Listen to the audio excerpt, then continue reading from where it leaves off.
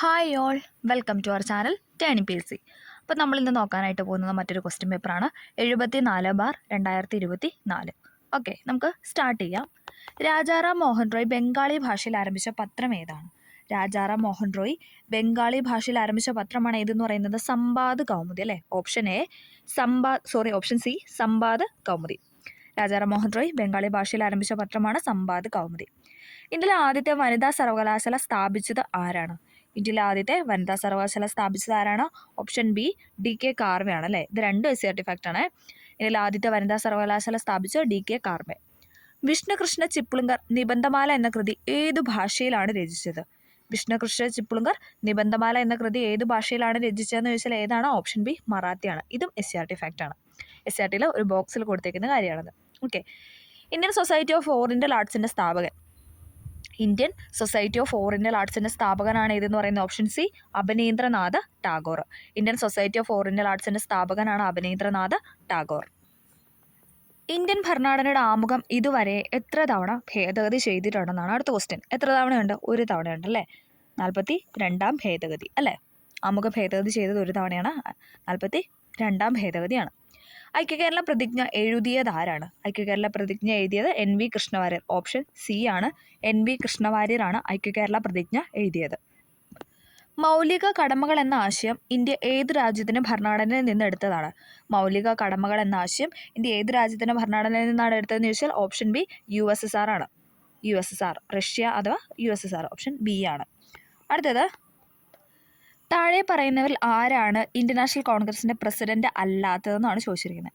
താഴെ പറയുന്നവർ ആരാണ് ഇന്ത്യൻ നാഷണൽ കോൺഗ്രസിൻ്റെ പ്രസിഡന്റ് അല്ലാത്തതെന്ന് ചോദിച്ചാൽ ഏതാണ്? ഓപ്ഷൻ എ തന്നെ ബാലഗംഗാധര തിലക് ഇതുവരെയും എന്താണ് INCയുടെ പ്രസിഡന്റ് ആയിട്ടില്ല. ലാലാ ലജ്പത് റായ്, ചിത്തരഞ്ജൻ ദാസ്, ഗോപാലകൃഷ്ണ ഗോഖലെ ഇവർ മൂന്നുപേരും എന്താണ് INCയുടെ പ്രസിഡന്റ് ആയിട്ടുണ്ട്. അടുത്തത്, തുലാം പത്ത് സമരം എന്നറിയപ്പെടുന്ന സമരം ഏതാണ്? തുലാം പത്ത് സമരം എന്നറിയപ്പെടുന്ന ഏതാണ്? പുന്നപ്ര വയലാർ സമരം അല്ലേ. ഓപ്ഷൻ എ പുന്നപ്ര വയലാർ സമരം. താഴെ പറയുന്നതിൽ ഏതാണ് 1806 നടന്നത്?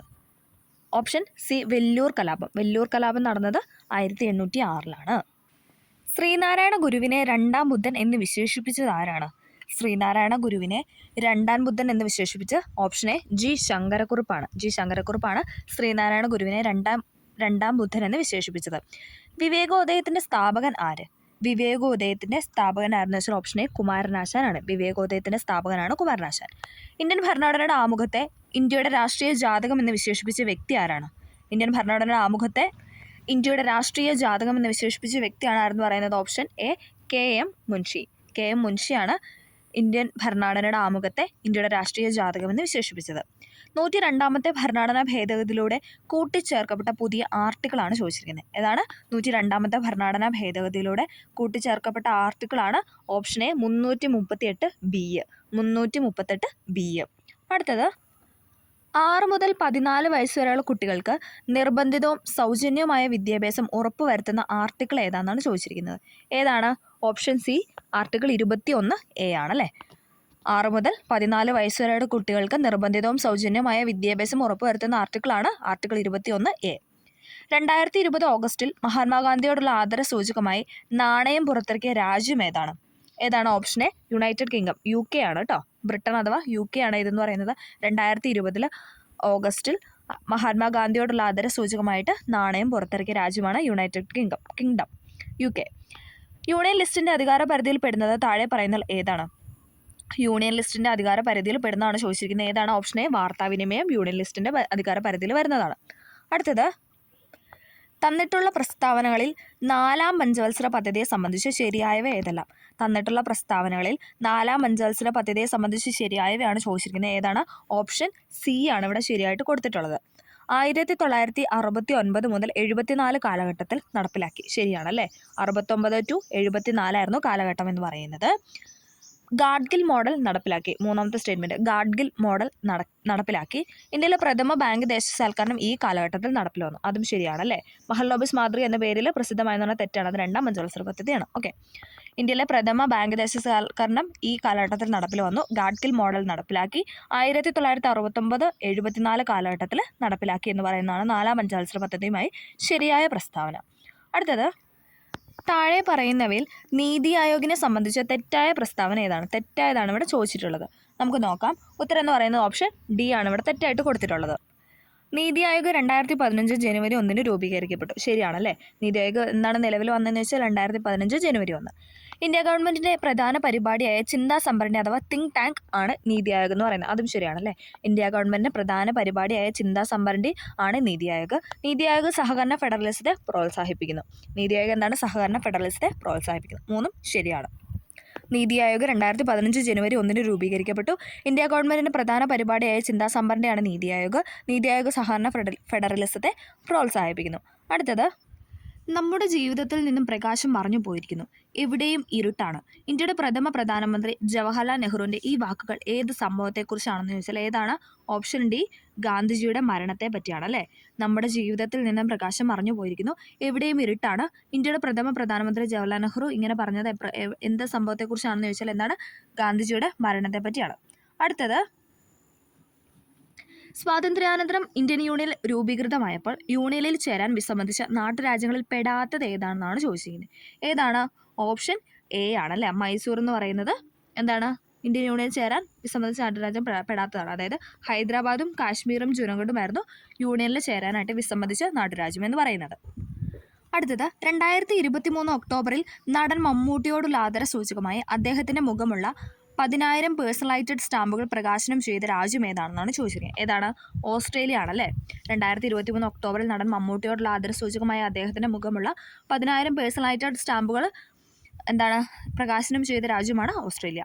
ഇന്ത്യയിലെ ഏറ്റവും വലിയ ആഴക്കടൽ തുറമുഖം ഏതാണ്? ഇന്ത്യയിലെ ഏറ്റവും വലിയ ആഴക്കടൽ തുറമുഖമാണ് വിഴിഞ്ഞം തുറമുഖം. ഇന്ത്യയിലെ ഏറ്റവും വലിയ ആഴക്കടൽ തുറമുഖമാണ് വിഴിഞ്ഞം തുറമുഖം. തന്നിരിക്കുന്ന സംസ്ഥാനങ്ങളിൽ ഉത്തരപർവ്വത മേഖലയുടെ ഭാഗമല്ലാത്ത സംസ്ഥാനങ്ങൾ ഏതെല്ലാമാണെന്നാണ് ചോദിച്ചിരിക്കുന്നത്. ഏതെല്ലാമാണ്? ഓപ്ഷൻ സി ആണ്. 3, 5 എന്താണ്? ഉത്തരപർവ്വത മേഖലയുടെ ഭാഗം അല്ല എന്നാണ് പറയുന്നത്. നമുക്ക് നോക്കാം. ത്രിപുര, ഉത്തരാഖണ്ഡ്, സിക്കിം. ഇത് 3 എന്താണ്? ഉത്തരപർവ്വത മേഖലയുടെ ഭാഗമാണല്ലേ.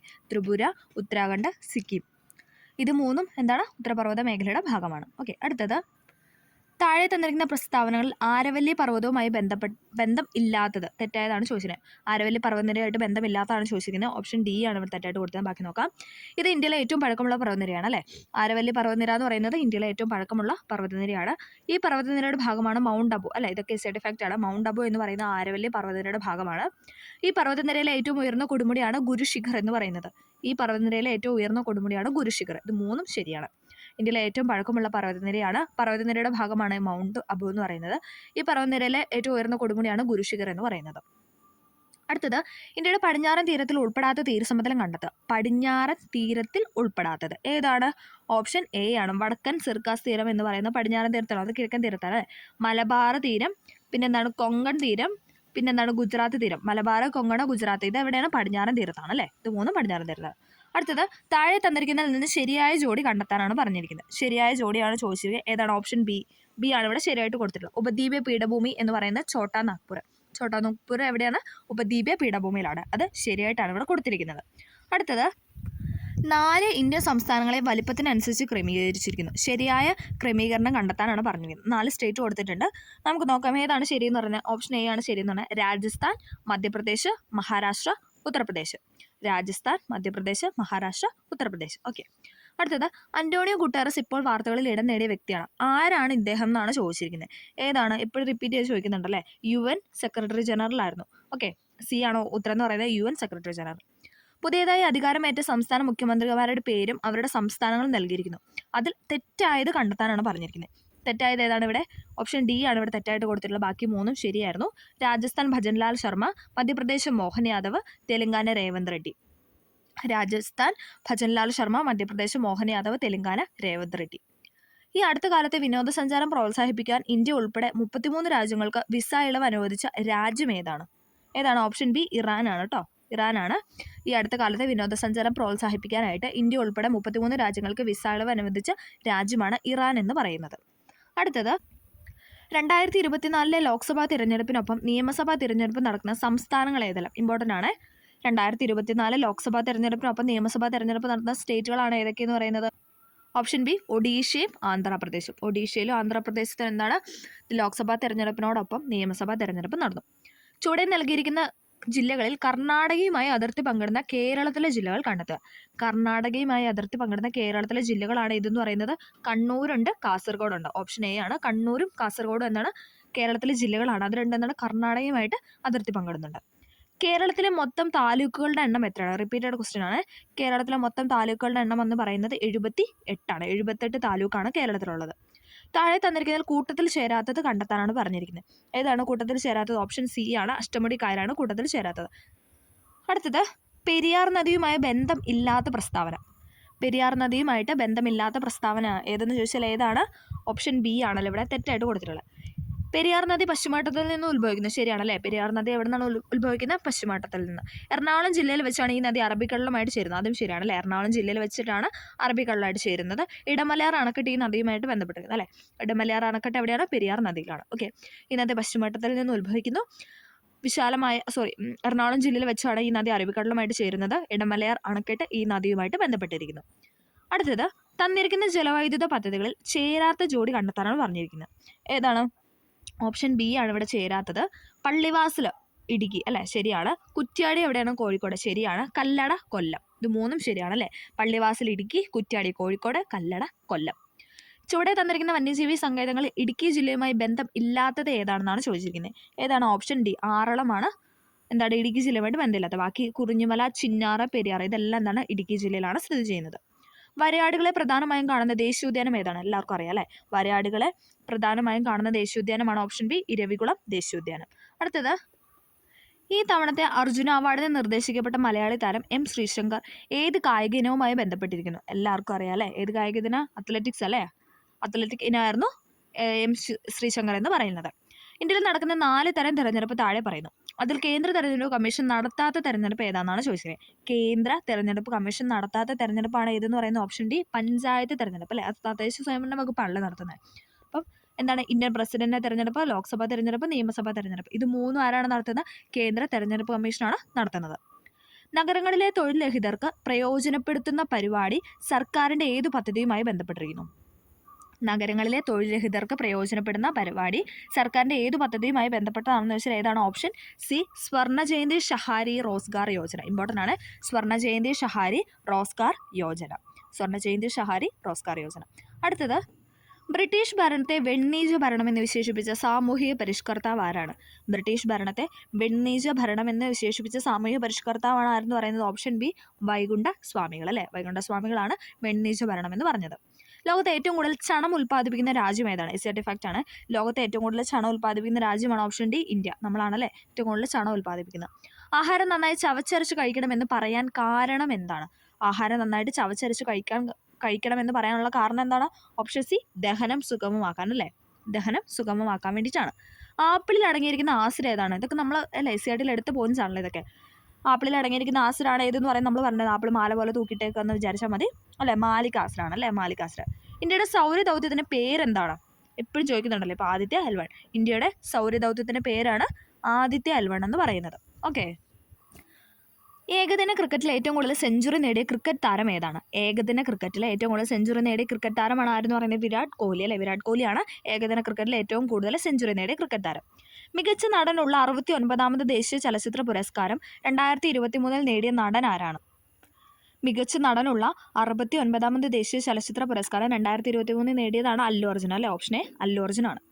2024 സമ്മർ ഒളിമ്പിക്സ് നടത്തുവാൻ നിശ്ചയിച്ചിരിക്കുന്ന വേദി എവിടെയാണ്? 2024 സമ്മർ ഒളിമ്പിക്സ് വേദി എവിടെയെന്ന് ചോദിച്ചാൽ എവിടെയാണ്? ഓപ്ഷൻ ഡി പാരീസ് അല്ലേ? പാരീസിലാണ് സമ്മർ ഒളിമ്പിക്സ് നടന്നത്. നിശാന്തത, സ്കർവി എന്നീ രോഗങ്ങൾ ഏത് വിഭാഗത്തിൽ പെടുന്നു എന്നാണ് ചോദിച്ചിരിക്കുന്നത്. എന്താണ്? അപര്യാപ്തത രോഗമാണ് അല്ലേ? ഓപ്ഷൻ സി അപര്യാപ്തത രോഗമാണ് നിശാന്തത, സ്കർവി എന്ന് പറയുന്നത് അല്ലെ? വിറ്റാമിൻ്റെ കുറവുകൾ ഉണ്ടാകുന്നതാണ്. താഴെ തന്നിരിക്കുന്ന സങ്കരയിനം നെല്ലിനങ്ങൾ ഏതാണെന്നാണ് ചോദിച്ചിരിക്കുന്നത്. ഏതാണ്? ഇത് എസ്സേർട്ട് ഫാക്റ്റ് ആണല്ലേ? പവിത്ര അന്നപൂർണ്ണ. നമുക്ക് പേര് കേൾക്കുമ്പോൾ അറിയാം അല്ലേ? പവിത്ര അന്നപൂർണ്ണ എന്ന് പറയുന്നത് സങ്കരയിനം നെല്ലിനമാണ്. സങ്കരയിനം നെല്ലാണ് പവിത്ര അന്നപൂർണ്ണ. അടുത്തത് ഉപയോഗിച്ച ശേഷം അലക്ഷ്യമായി വലിച്ചെറിയുന്ന പ്ലാസ്റ്റിക്കിനെ സംബന്ധിച്ച് ശരി അല്ലാത്ത പ്രസ്താവന ഏതാണെന്നാണ് ചോദിച്ചിരിക്കുന്നത്. ഓപ്ഷൻ ഡി ആണ് ഇവിടെ തെറ്റായിട്ട് കൊടുത്തിട്ടുള്ളത്. നമുക്ക് നോക്കാം. ദീർഘകാലം മണ്ണിൽ നശിക്കാതെ കിടക്കുന്നു അല്ലേ? പ്ലാസ്റ്റിക് ഒന്നും അല്ലേ പെട്ടെന്ന് നശിച്ചു പോകത്തില്ല അല്ലേ? ദീർഘകാലം അങ്ങനെ കിടക്കുമല്ലോ. ഒരു കേടും സംഭവിക്കാതെ അങ്ങനെ കിടക്കും. മണ്ണിലേക്ക് ജലം ഇറങ്ങുന്നത് തടയുന്നു അല്ലേ? മണ്ണിലോട്ട് എന്താണ് ജലം ഇറങ്ങുന്നത് തടയുന്നു. വേരുകളുടെ വളർച്ച തടസ്സപ്പെടുന്നത്. ഇത് മൂന്നും ഇവിടെ ശരിയായിട്ടാണ് കൊടുത്തിരിക്കുന്നത്. ദീർഘകാലം മണ്ണിൽ നശിക്കാതെ കിടക്കുന്നു, മണ്ണിലേക്ക് ജലം ഇറങ്ങുന്നത് തടയുന്നു, വേരുകളുടെ വളർച്ച തടസ്സപ്പെടുത്തുന്നു. എല്ലുകളുടെയും പല്ലുകളുടെയും നിർമ്മാണത്തിനും പേശികളുടെയും നാഡികളുടെയും പ്രവർത്തനത്തിനും ആവശ്യമായ മൂലകങ്ങൾ ഏതെല്ലാം? എല്ലുകളുടെയും പല്ലുകളുടെയും നിർമ്മാണത്തിനും പിന്നെ എന്താണ് പേശികളുടെയും നാഡികളുടെയും പ്രവർത്തനത്തിന് ആവശ്യമായ മൂലകമാണ് ഏതെന്ന് പറയുന്നത്? Option A 1, 3. കാൽസ്യം ഉണ്ട്, ഫോസ്ഫറസും ഉണ്ട്. കാൽസ്യം ഫോസ്ഫറസ് ഇമ്പോർട്ടൻ്റ് ആണ്, എസേറ്റീവ് ഫാക്ടറാണ്. എല്ലുകളുടെയും പല്ലുകളുടെയും നിർമ്മാണത്തിനും പേശികളുടെയും നാഡികളുടെയും പ്രവർത്തനത്തിനും ആവശ്യമായ മൂലകങ്ങളാണ് ഫോസ്ഫറസും കാൽസ്യം എന്ന് പറയുന്നത്. താഴെ തന്നിരിക്കുന്നതിൽ വംശനാശ ഭീഷണി നേരിടുന്ന ജീവികൾ ഏതെല്ലാം? വംശനാശ ഭീഷണി നേരിടുന്ന ജീവികളാണ് ചോദിച്ചിരിക്കുന്നത്. ഓപ്ഷൻ സി ആണ് 2, 3. ആരൊക്കെയാണ്? മലമ്പുഴയ്ക്ക് വേഴാമ്പലും ഉണ്ട്, മലബാർ വെരുകും ഉണ്ട്. രണ്ടും ശരിയാണ്. മലമ്പുഴയ്ക്ക് വേഴാമ്പലും മലബാർ വെരുകും ഇത് രണ്ടും എന്താണ്? വംശനാശ ഭീഷണി നേരിടുന്ന ജീവികളാണ്. 2023 നിപ്പ വൈറസ് റിപ്പോർട്ട് ചെയ്ത ജില്ലയാണ് ചോദിച്ചത്. റിപ്പീറ്റഡ് ക്വസ്റ്റൻ അല്ലേ. 2023 നിപ്പ വൈറസ് റിപ്പോർട്ട് ചെയ്ത ജില്ലയാണ് കോഴിക്കോട് എന്ന് പറയുന്നത്. 2023 നിപ്പ വൈറസ് റിപ്പോർട്ട് ചെയ്ത ജില്ലയാണ് കോഴിക്കോട്. ഐക്യരാഷ്ട്ര സംഘടന 2023 എന്ത് വർഷമാണ് ആചരിക്കുന്നത്? റിപ്പീറ്റഡ് ക്വസ്റ്റൻ അല്ലേ. ഐക്യരാഷ്ട്ര സംഘടന 2023 ആചരിച്ച എന്ത് വർഷമായിട്ടായിരുന്നു? ഓപ്ഷൻ ഡി ചെറുധാന്യങ്ങൾ അല്ലേ, മില്ലറ്റ് ഇയർ ആയിട്ടാണ് ആചരിച്ചത്. ചില ലോഹങ്ങളും അവയുടെ അയിരുകളും താഴെ തന്നിരിക്കുന്നത് ശരിയല്ലാത്ത ജോഡി കണ്ടെത്താനാണ് പറഞ്ഞിരിക്കുന്നത്. ഏതാണ് ഉത്തരം എന്ന് പറയുന്നത്? ഓപ്ഷൻ ബി ആണ് അല്ലേ. സിങ്കിന്റെ എന്താണ് അയിരെന്ന് പറയുന്നത് ഗലീനയാണ്, സോറി സിങ്ക് കലാമിനാണല്ലേ. ഇവിടെ ഗലീന എന്നാണ് കൊടുത്തിരിക്കുന്നത്, തെറ്റാണ്, കലാമിനാണ്. അലൂമിനിയം ബോക്സൈറ്റ് ശരിയാണ്, ഇരുമ്പ് ഹേമറ്റൈറ്റ് ശരിയാണ്, കോപ്പർ കുപ്രൈറ്റ് ശരിയാണ്. സിങ്ക് എന്ന് പറയുന്നത് സിങ്ക് കലാമിനാണ് കേട്ടോ, സിങ്ക് കലാമിൻ. അലൂമിനിയം ബോക്സൈറ്റ്, ഇരുമ്പ് ഹേമറ്റൈറ്റ്, കോപ്പർ കുപ്രൈറ്റ്. അടുത്തത്, ഒരു വസ്തുവിന് അതിൻ്റെ ചലനം കൊണ്ട് ലഭ്യമാകുന്ന ഊർജ്ജമാണ് ഗതികോർജ്ജം. ഗതികോർജ്ജം താഴെ തന്നിരിക്കുന്ന എന്തിനെല്ലാം ആശ്രയിക്കുന്നു എന്നാണ് ചോദിച്ചിരിക്കുന്നത്. ഏതാണ്? ഓപ്ഷൻ സി ആണ് 2, 3 ആണ് ഉത്തരം എന്ന് പറയുന്നത്. നമുക്ക് നോക്കാം. 2, 3 എന്തൊക്കെയാണ്? മാസും ഉണ്ട്, പ്രവേഗമുണ്ട്. ഒരു വസ്തുവിന് അതിന് ചലനം കൊണ്ട് ലഭ്യമാകുന്ന ഊർജ്ജമാണ് ഗതികോർജ്ജം. അങ്ങനെ ചോദിച്ചിട്ടുണ്ട് കേട്ടോ എക്സാമായിട്ട്. ഓക്കെ, ഒരു വസ്തുവിന് അതിൻ്റെ ചലനം കൊണ്ട് ലഭ്യമാകുന്ന ഊർജ്ജമാണ് ഗതികോർജ്ജം. ഗതികോർജ്ജം താഴെ തന്നിരിക്കുന്ന എന്തിനെല്ലാം ആശ്രയിക്കുന്നു എന്ന് ചോദിച്ചാൽ മാസും ഉണ്ട്, അതോടൊപ്പം പ്രവേഗവും ഉണ്ട്. എന്ത് കണ്ടുപിടുത്തവുമായി ബന്ധപ്പെട്ടാണ് മൗണ്ടി ബാവേണ്ടി, ലൂയിസ് ബ്രൂസി, അലക്സി ഇക്കിമോവ് എന്നിവർക്ക് 2023 രസതന്ത്രത്തിനുള്ള നൊബേൽ സമ്മാനം ലഭിച്ചത്? റിപ്പീറ്റ് ക്വസ്റ്റ്യൻ ആണ് അല്ലേ. എന്താണ് കണ്ടുപിടിച്ചത് അവർ? ഓപ്ഷൻ ഡി ക്വാണ്ടം ഡോട്ട്സ് ആണ്. ക്വാണ്ടം ഡോട്ട്സിൻ്റെ കണ്ടുപിടുത്തത്തിനാണ് അവർക്ക് എന്താണ് നൊബേൽ സമ്മാനം ലഭിച്ചത്. മൗണ്ടി ബാവേണ്ടി, ലൂയിസ് ബ്രൂസ്, അലക്സി ഇക്കിമോവ് എന്നിവർക്ക് 2023 രസതന്ത്രത്തിനുള്ള നൊബേൽ സമ്മാനം ലഭിച്ചത് ക്വാണ്ടം ഡോട്ട്സിൻ്റെ കണ്ടുപിടുത്തത്തിനാണ്. അടുത്തത്, ശബ്ദതരംഗവുമായി ബന്ധപ്പെട്ട് താഴെ തന്നിരിക്കുന്ന പ്രസ്താവനകൾ ശരിയല്ലാത്ത. ശബ്ദതരംഗങ്ങളുമായി ബന്ധപ്പെട്ട് തന്നിരിക്കുന്നതിൽ തെറ്റായതാണ് ചോദിച്ചിരിക്കുന്നത്. ഏതാണ്? ഓപ്ഷൻ സി ആണല്ലേ. 4 ആണ് ഇവിടെ തെറ്റായിട്ട് കൊടുത്തിരിക്കുന്നത്. നമുക്ക് നോക്കാം. വസ്തുക്കളുടെ കമ്പനം മൂലമാണ് ശബ്ദം ഉണ്ടാകുന്നത്. ശരിയാണല്ലേ. വസ്തുക്കളുടെ കമ്പനം മൂലമാണ് ശബ്ദം ഉണ്ടാകുന്നത്. ശബ്ദത്തിന് സഞ്ചരിക്കാൻ ഒരു മാധ്യമം ആവശ്യമാണ്. ശബ്ദത്തിന് എന്താണ്? സഞ്ചരിക്കാൻ ഒരു മാധ്യമം ആവശ്യമാണ്. സാധാരണഗതിയിൽ ഒരാൾക്ക് 20 ഹെർട്സ് മുതൽ 20,000 ഹെർട്സ് വരെ ആവർത്തിയിലുള്ള ശബ്ദം കേൾക്കാനായിട്ട് കഴിയും അല്ലേ. ശരിയാണ്. സാധാരണഗതിയിൽ ഒരു മനുഷ്യന് എന്താണ് 20 ഹെർട്സ് മുതൽ 20,000 ഹെർട്സ് വരെയുള്ള ആവർത്തിയിലുള്ള ശബ്ദം കേൾക്കാനായിട്ട് സാധിക്കും. വസ്തുക്കളുടെ കമ്പനം മൂലമാണ് ശബ്ദമുണ്ടാകുന്നത്. ശബ്ദത്തിന് സഞ്ചരിക്കാൻ ഒരു മാധ്യമം ആവശ്യമാണ്. സാധാരണഗതിയിൽ ഒരാൾക്ക് 20 ഹെർട്സ് മുതൽ 20,000 ഹെർട്സ് വരെ ആവർത്തിയിലുള്ള ശബ്ദം കേൾക്കാനായിട്ട് കഴിയും. ഇത് 3 ആണ് ഇവിടെ ശരിയായിട്ട് കൊടുത്തിട്ടുള്ളത്. അടുത്തത്, ചന്ദ്രൻ 3 വിക്ഷേപണത്തിൻ്റെ അവസാന ഘട്ടത്തിലുള്ള ക്രയോജനിക് എഞ്ചിനീയർ ഉപയോഗിച്ചിരുന്ന പ്രൊപ്പലൻറ്റിൻ്റെ പേരാണ് ചോദിച്ചിരിക്കുന്നത്. ഏതാണ്? ഓപ്ഷൻ ഡി ആണല്ലേ. ദ്രാവക ഹൈഡ്രജനും ദ്രാവക ഓക്സിജനുമാണ്. ചന്ദ്രൻ 3 വിക്ഷേപണത്തിന് അവസാന ഘട്ടത്തിലുള്ള ക്രയോജനിക് എഞ്ചിനിൽ ഉപയോഗിച്ചിരുന്ന പ്രൊപ്പലൻ്റാണ് ദ്രാവക ഹൈഡ്രജനും ദ്രാവക ഓക്സിജനും. അടുത്തത്, എക്സ് എന്ന മൂലകത്തിൻ്റെ ഇലക്ട്രോൺ വിന്യാസം 2, 8, 1 ആയാൽ ആ മൂലകത്തിലെ ആകെ ഷെല്ലുകളുടെ എണ്ണം എത്രയാണ്? ഷെല്ലിൻ്റെ എണ്ണം എന്ന് പറയുന്നത് 3 ആണ്. ഓപ്ഷൻ എ 3 ആണ്. അടുത്തത്, ഹൈഡ്രജൻ വാതകത്തെ സംബന്ധിച്ച് താഴെ തന്ന പ്രസ്താവന ശരിയായവ കണ്ടെത്തുക. ഹൈഡ്രജൻ വാതകത്തെ സംബന്ധിച്ച് ശരിയായത് ഏതാണ്? ശരിയായതെന്ന് പറഞ്ഞാൽ ഓപ്ഷൻ സി ആണല്ലേ. 1, 4 ആണ് ഇവിടെ ശരിയായിട്ട് കൊടുത്തിട്ടുള്ളത്. നമുക്ക് നോക്കാം. ഹൈഡ്രജൻ വാതകം കണ്ടുപിടിച്ച ഹെൻറി കാവൻഡിഷ് ആണ്. റിപ്പീറ്റഡ് ക്വസ്റ്റ്യൻ, എസേറ്റീവ് ഫാക്ട്. ഹൈഡ്രജൻ വാതകം കണ്ടുപിടിച്ചത് ഹെൻറി കാവൻഡിഷ് ആണ്. സൂര്യനിലെയും നക്ഷത്രങ്ങളിലെയും മുഖ്യ ഘടകം ഹൈഡ്രജൻ ആണ്. അത് രണ്ടുമാണ് ഇവിടെ ശരിയായിട്ട് കൊടുത്തിട്ടുള്ളത്. അടുത്തത്, ജലജന്യ രോഗമായ ഡയേറിയയ്ക്ക് കാരണമാകുന്ന രോഗാണു ഏതാണ്? ജലജന്യ രോഗമായ ഡയേറിയയ്ക്ക് കാരണമാകുന്ന രോഗാണുവാണ് ഓപ്ഷൻ എ ബാക്ടീരിയ എന്ന് പറയുന്നത്. ബാക്ടീരിയയാണ് ജലജന്യ രോഗമായ ഡയേറിയയ്ക്ക് കാരണമാകുന്ന രോഗാണു. കൊതുക് നശീകരണത്തിലൂടെ പ്രതിരോധിക്കാൻ കഴിയുന്ന രോഗങ്ങൾ ഏതെല്ലാം? കൊതുക് നശീകരണത്തിലൂടെ പ്രതിരോധിക്കാൻ കഴിയുന്ന രോഗങ്ങളാണ് ഇതെന്ന് പറയുന്നത് മന്തും മലമ്പനിയും. ഓക്കെ, കൊതുക് നശീകരണത്തിലൂടെ പ്രതിരോധിക്കാൻ കഴിയുന്ന രോഗങ്ങളാണ് മന്തും മലമ്പനിയും. അടുത്തത്, ഭക്ഷണത്തിൽ ഉൾപ്പെടുത്തേണ്ട നാരുകളെ സംബന്ധിച്ച് പ്രസ്താവനയിൽ ശരിയായവ കണ്ടെത്തുക. ഭക്ഷണത്തിൽ ഉൾപ്പെടുത്തേണ്ട നാരുകളെ സംബന്ധിച്ച് ശരിയായവയാണ് ചോദിച്ചിട്ടുള്ളത്. ഓപ്ഷൻ എ ആണ് ഇവിടെ ശരിയായിട്ട് കൊടുത്തിട്ടുള്ളത്. 1, 3. സസ്യാഹാരത്തിലൂടെ ലഭിക്കുന്നതും എന്നാൽ ശരീരത്തിന് ദഹിപ്പിക്കാൻ കഴിയാത്തതുമായ ഒരു തരം ധാന്യകമാണ് ഇതെന്ന് പറയുന്നത് നാരുകൾ അല്ലേ, ഫൈബേഴ്സ് എന്ന് പറയുന്നത്. സസ്യാഹാരത്തിലൂടെ ലഭിക്കുന്നതും എന്നാൽ ശരീരത്തിന് ദഹിപ്പിക്കാൻ കഴിയാത്തതുമായ ഒരു തരം ധാന്യമാണ് നാരുകൾ. പിന്നെന്താണ്? ഇവ സെല്ലുലോസ് കൊണ്ടാണ് നിർമ്മിച്ചിരിക്കുന്നത്. മൂന്നാമത്തെ സ്റ്റേറ്റ്മെൻറ്റ് അല്ലേ, ഇവ സെല്ലുലോസ് കൊണ്ടാണ് നിർമ്മിച്ചിരിക്കുന്നത്. ഇത് രണ്ടുമാണ് ഇവിടെ ശരിയായിട്ട് കൊടുത്തിട്ടുള്ളത്. സസ്യാഹാരത്തിലൂടെ ലഭിക്കുന്നതും എന്നാൽ ശരീരത്തിന് ദഹിപ്പിക്കാൻ കഴിയാത്തതുമായ ഒരു തരം ധാന്യമാണ് നാരുകൾ എന്ന് പറയുന്നത്. ഇവ സെല്ലുലോസ് കൊണ്ടാണ് നിർമ്മിച്ചിരിക്കുന്നത്. അടുത്തത്, ഹൃദയമിടിപ്പ് അറിയാനുള്ള ഉപകരണമാണ് ഇതെന്ന് പറയുന്നത് സ്റ്റെതസ്കോപ്പ് അല്ലെ. ഓപ്ഷൻ ബി സ്റ്റെതസ്കോപ്പാണ് ഹൃദയമിടിപ്പ് അറിയാനുള്ള ഉപകരണം. വാക്സിനുകളുമായി ബന്ധപ്പെട്ട് നൽകിയിരിക്കുന്ന പ്രസ്താവനയിൽ ശരിയല്ലാത്തത് ഏതാണ്? വാക്സിനുകളുമായി ബന്ധപ്പെട്ട പ്രസ്താവനയിൽ ശരിയല്ലാത്തതാണ് ചോദിച്ചിരിക്കുന്നത്. ഓപ്ഷൻ എ ആണ് ഇവിടെ ശരിയല്ലാത്ത കൊടുത്തിട്ടുള്ളത്. രോഗങ്ങളെ പ്രതിരോധിക്കാൻ ശരീരത്തിന് കൃത്രിമമായി കഴിവ് നേടിക്കൊടുക്കുന്ന വസ്തുക്കളാണ് വാക്സിൻ എന്ന് പറയുന്നത്. ശരിയാണല്ലേ, നമുക്കറിയാവുന്ന പോയിന്റാണ് അല്ലേ. രോഗങ്ങളെ പ്രതിരോധിക്കാൻ ശരീരത്തിന് കൃത്രിമമായി കഴിവ് നേടിക്കൊടുക്കുന്ന വസ്തുക്കളാണ് എന്തെന്ന് പറയുന്നത് വാക്സിൻ എന്ന് പറയുന്നത്. ഡോക്ടർ എഡ്വേർഡ് ജെന്നറാണ് ആധുനിക പ്രതിരോധ കുത്തിവയ്പ്പിന് തുടക്കം കുറിച്ചത്. എസ്ആർടി ഫാക്റ്റ് ആണ്. ഡോക്ടർ എഡ്വേർഡ് ജെന്നറാണ് ആധുനിക പ്രതിരോധ കുത്തിവയ്പ്പിന് തുടക്കം കുറിച്ചത്. ജനനം മുതൽ വളർച്ചയുടെ വിവിധ ഘട്ടങ്ങളിൽ നൽകുന്ന വാക്സിനുകൾ ഇപ്പോൾ നിലവിലുണ്ട്. അതും ശരിയാണ് അല്ലേ. ജനനം മുതൽ വളർച്ചയുടെ വിവിധ ഘട്ടങ്ങളിൽ നൽകുന്ന വാക്സിനുകൾ ഇപ്പോൾ നിലവിലുണ്ടെന്നാണ് പറയുന്നത്. ഇത് മൂന്നും ശരിയാണ്. White cane, tactile watch, talking watch പോലുള്ള സംവിധാനങ്ങൾ ഏത് ജ്ഞാനേന്ദ്രിയവുമായി ബന്ധപ്പെട്ടതാണ്? വൈറ്റ് കെയിന്, ടാക്ടൈൽ വാച്ച്, ടോക്കിംഗ് വാച്ച് പോലുള്ള സംവിധാനങ്ങൾ ഏത് ജ്ഞാനേന്ദ്രിയവുമായി ബന്ധപ്പെട്ടതാണെന്ന് ചോദിച്ചാൽ ഏതാണ്? ഓപ്ഷൻ എ കണ്ണുമായിട്ട് ബന്ധപ്പെട്ടതാണ് അല്ലേ. ഓക്കെ, കണ്ണ് കാണാത്തവർക്കുള്ള വേണ്ടിയിട്ടുള്ളതാണ്. ഓക്കെ, താഴെ തന്നിരിക്കുന്ന നിന്നും ശരിയായ ജോഡി കണ്ടെത്താനാണ് പറഞ്ഞിരിക്കുന്നത്. Option D diarrhoea bacteria. നമ്മളിപ്പോൾ പറഞ്ഞായിരുന്നല്ലേ, ഡയേറിയ ബാക്ടീരിയ എന്നുള്ളതാണ് ഇവിടെ ശരിയായിട്ട് കൊടുത്തിട്ടുള്ളത്. അടുത്തത്, ജീവിതശൈലി രോഗവുമായി ബന്ധപ്പെട്ട് നൽകിയിട്ട് പ്രസ്താവനയിൽ ശരിയായിട്ടുള്ളവ കണ്ടെത്തുക. ശരിയായതാണ് ഇവിടെ ചോദിച്ചിരിക്കുന്നത്. ഏതാണ് ശരിയെന്ന് പറയുന്നത്? ഓപ്ഷൻ എ ആണ്. 1, 2 ആണ് ഇവിടെ ശരിയായിട്ട് കൊടുത്തിട്ടുണ്ട്. ഭക്ഷണശീലത്തിൽ വന്ന മാറ്റങ്ങൾ വ്യായാമമില്ലായ്മ എന്നിവ രോഗങ്ങൾക്ക് കാരണമാകുന്നു. വ്യായാമമില്ലായ്മയും എന്താണ്, പിന്നെ ഭക്ഷണത്തിൽ വരുന്ന മാറ്റങ്ങളൊക്കെയാണ് നമ്മുടെ ജീവിതശൈലി രോഗത്തിന് കാരണമാകുന്നത്. പുകവലി, മദ്യപാനം, മാനസിക സംഘർഷം എന്നിവ ഈ രോഗത്തെ ക്ഷണിച്ചു വരുത്തുന്നു. പുകവലി, മദ്യപാനം, മാനസിക സംഘർഷം എന്നിവ രോഗത്തെ ക്ഷണിച്ചു വരുത്തുന്നു. ഭക്ഷണശീലത്തിൽ വന്ന മാറ്റങ്ങൾ വ്യായാമമില്ലായ്മ എന്നിവ രോഗങ്ങൾക്ക് കാരണമാകുന്നു. ഇത് രണ്ടുമാണ് ഇവിടെ ശരിയായിട്ട് കൊടുത്തിട്ടുള്ളത്. അടുത്തത്, വിറ്റാമിനുകളുമായി ബന്ധപ്പെട്ട പ്രസ്താവനയിൽ ശരിയല്ലാത്തത്. വിറ്റാമിനുമായി ബന്ധപ്പെട്ടാൽ തെറ്റായതാണ് ചോദിച്ചിരിക്കുന്നത്. ഏതാണ്? ഓപ്ഷൻ ബി ആണ് ഇവിടെ തെറ്റായിട്ട് കൊടുത്തിരിക്കുന്നത്. വിറ്റാമിൻ കെ രക്തം കട്ട പിടിക്കാൻ സഹായിക്കുന്നു അല്ലേ. കെ ഫോർ കട്ട എന്നൊക്കെ നമ്മൾ പറഞ്ഞായിരുന്നു അല്ലേ. കെ എന്താണ്? വിറ്റാമിൻ കെ എന്താണ്? കട്ട പിടിക്കാനായിട്ട് സഹായിക്കും. നമുക്ക് കോളിഫ്ലവർ, ക്യാബേജ് അല്ലേ, അങ്ങനെയൊക്കെ കണക്ട് ചെയ്യാൻ പറഞ്ഞായിരുന്നു അല്ലേ. അങ്ങനെയാണ് നമുക്ക് വിറ്റാമിൻ കെ നമ്മുടെ ശരീരത്തിൽ കിട്ടുന്നത്. പിന്നെ നമ്മുടെ ശരീരം തന്നെ പ്രൊഡ്യൂസ് ചെയ്യുന്നുണ്ട് വിറ്റാമിൻ കെ. ഓക്കെ, അടുത്തത്, വിറ്റാമിൻ ഡി സൂര്യപ്രകാശം ഏൽക്കുമ്പോൾ ശരീരത്തിൽ നിർമ്മിക്കപ്പെടുന്നു. വിറ്റാമിൻ ഡി എന്നാണ് സൺഷൈൻ വൈറ്റമിൻ എന്നാണ് വിറ്റാമിൻ ഡി അറിയപ്പെടുന്നത് അല്ലേ. വിറ്റാമിൻ ഡി സൂര്യപ്രകാശം ഏൽക്കുമ്പോൾ നമ്മുടെ സ്കിന്നിൽ പ്രൊഡ്യൂസ് ചെയ്യുന്നുണ്ടെന്നാണ് പറയുന്നത്. അതും ശരിയാണ്. വിറ്റാമിൻ ബി വെള്ളത്തിൽ ലയിക്കുന്നു. വിറ്റാമിൻ ബിയും സിയും അല്ലേ, ബിയും സിയും ആണ് എന്തെന്ന് പറയുന്നത്? Water soluble. KEDA എന്ന് പറയുന്നത് എന്താണ്? ഫാറ്റ് സോലുബിൾ ആണല്ലേ, കൊഴുപ്പിൽ ലയിക്കുന്നവയാണ്. ഓക്കെ, അടുത്തത്, കേരളത്തിൽ വ്യാപകമായ ഡെങ്കിപ്പനി, ചിക്കൻ ഗുനിയ പോലുള്ള രോഗങ്ങൾ പകരാതിരിക്കുന്നതിന് സ്വീകരിക്കാവുന്ന മുൻകരുതലുകൾ എന്തെല്ലാമെന്നാണ് ചോദിക്കുന്നത്. കേരളത്തിൽ വ്യാപകമായ ഡെങ്കിപ്പനി, ചിക്കൻ ഗുനിയ പോലുള്ള രോഗങ്ങൾ പകരാതിരിക്കുന്നതിന് സ്വീകരിക്കാവുന്ന മുൻകരുതലുകൾ എന്തെല്ലാമാണെന്ന് ചോദിച്ചാൽ ഏതാണ്? ഓപ്ഷൻ സി ആണല്ലേ. 1, 4 ആണ് ഇവിടെ ശരിയായിട്ട് കൊടുത്തിട്ടുള്ളത്. ചുറ്റുപാടുകളിൽ വെള്ളം കെട്ടി നിൽക്കാൻ അനുവദിക്കരുത്. കൊതുകുവല പോലുള്ള ഉപായങ്ങൾ സ്വീകരിക്കണം. നമുക്ക് അല്ലേ കണക്ട് ചെയ്ത് എഴുതാവുന്ന ആൻസറാണ്. ചുറ്റുപാടുകളിൽ വെള്ളം കെട്ടി നിൽക്കാൻ അനുവദിക്കരുത്. പിന്നെന്താണ്? കൊതുകുവല പോലുള്ള ഉപായങ്ങൾ സ്വീകരിക്കുക. ഡിവൈസ് ക്ലോഷർ എന്നറിയപ്പെടുന്ന ചികിത്സാ രീതി ഏത് അവയവുമായി ബന്ധപ്പെട്ടതാണ്?